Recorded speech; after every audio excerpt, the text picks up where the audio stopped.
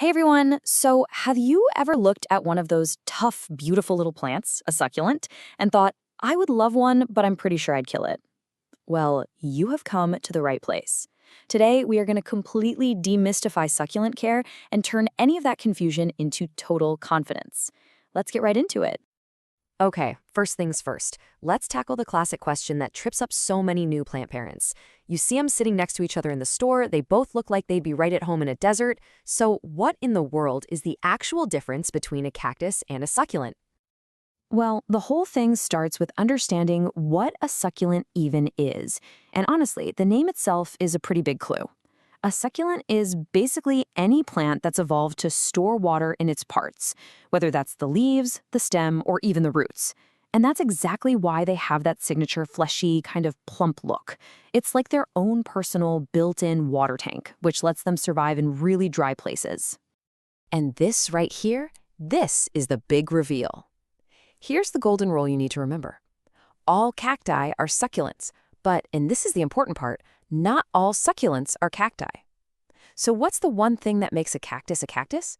It's this one unique feature called an areole. If you look really close at any true cactus, you'll see these small, kind of fuzzy bumps. And it's from those specific spots that everything grows, the spines, the flowers, even new branches. If your plant is plump but doesn't have areoles, it's a succulent for sure, but it's not a cactus. Simple as that. Okay, now that we've got that sorted out, let's take a look at what's on deck today. First, we're going to dive into the absolutely stunning variety of these plants. Then we'll get to the real heart of it, the 3 golden rules of care.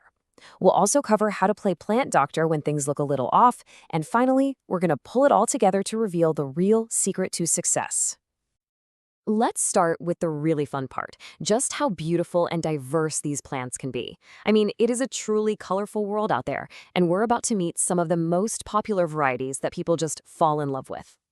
First up, we have an absolute classic, the Pearl von Nuremberg. It's famous for these incredible, chalky leaves that almost look like they've been painted. And what's so cool is how it talks to you through its color. In lower light, it might look kind of grayish, but you give it a good dose of sun and it blushes into these stunning shades of purple and pink. It's like a perfect little mood ring for its light levels. Now, if you want something with a little more drama, meet the Black Prince. Its leaves are this deep brownish purple, and they form this really tight rosette. It absolutely lives up to its mysterious name. The secret to keeping that rich, dark color? You guessed it, lots and lots of bright light. If it starts turning green, that's just its way of saying, hey, I need more sun over here. Next, we've got the topsy-turvy, which is all about its incredible shape. Its leaves are these long blue-green spoons that are all curled downwards, giving it this amazing, almost architectural look. It's a pretty fast grower and a total conversation starter. And you know, that shape isn't just for looks. It actually helps channel water away from the center of the plant, which is a great way to protect it from rot. Pretty clever, right? And to finish our little tour, here's the dusty rose. See that delicate, powdery coating on its purple leaves? It gives it this super soft, elegant vibe. And here's a little pro tip for you. That powder is actually a natural, waxy sunscreen called Farina that protects the plant.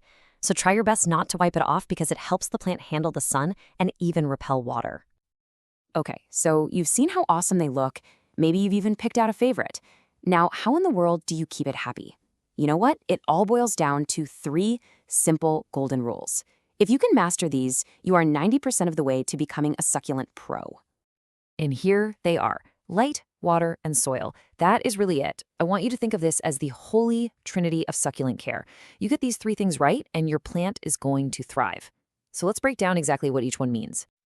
Golden rule number 1, light. These plants are sun worshipers. They need at least 6 hours of bright light every single day. And that gentle morning sun is their absolute favorite. Why morning sun? Well, because it's bright without being so intense that it'll scorch their leaves. And don't worry, your plant will absolutely tell you if it's not getting enough. It'll start to look pale, and it'll stretch out, getting all leggy. This is so common that in Vietnam, there's a great nickname for it, Moc Vai, which means wearing a skirt because of how the bottom leaves flatten out as it reaches for the sun. Okay, now for the big one, water. And let me say this as clearly as I can. Overwatering is the #1 absolute killer of succulents. You have got to wait until the soil is completely, totally bone dry before you even think about watering it again. And when you do water, pour it directly on the soil, not all over the leaves, because water trapped in the center can cause it to rot from the inside out. Please always remember this. It is so much better to underwater your succulent than to overwater it. And our final golden rule, soil, connects perfectly with the watering rule. Because these plants hate having wet feet, they need soil that drains water out incredibly fast. That standard potting mix you buy at the store, it's a huge no-go. It's designed to hold on to moisture, which is exactly what we don't want. You need a special mix with stuff like perlite or gravel in it to create air pockets and let the water just flow right through. This is also why a lot of growers love unglazed terracotta pots. They're porous and actually help pull moisture out of the soil. Now look, even with the best care in the world, you might still run into some issues. But please, do not worry. Your succulent is always communicating with you through visual cues. The real key is just learning how to read those signs, which is exactly what we're going to cover right now. Think of this simple chart as your go-to diagnostic tool. So, if you see wrinkled, wilting leaves, your plant is just thirsty. Give it a really good, deep watering. If it's stretching out and looking pale, that's that wearing a skirt thing we talked about. It needs more light. Now, a soft, mushy, black stem, that's the dreaded sign of root rot from too much water. You'll need to perform a little surgery, cutting away the rotted parts and repotting in fresh, dry soil.